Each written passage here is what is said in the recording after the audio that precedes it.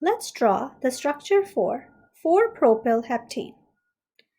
Hept right here tells us that there are 7 carbons in the parent chain. Ane tells us that there are only single bonds between these carbons. Let's draw the longest carbon chain with 7 carbons. Now, a trick to draw these is you always count one less than the number of carbons you want to draw. So let's do this. 1, 2, 3, 4, 5, 6. Now let's number these carbons. 1, 2, 3, 4, 5, 6, 7. You have 7 carbons.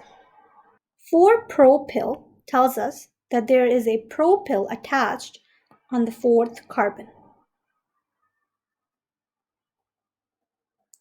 Propyl means that there is an attachment of 3 carbons. Okay, let's get rid of these numbers and let's draw the propyl on the 4th carbon. So that's methyl, that's ethyl, and that is propyl. So this is the structure for 4-propyl heptane.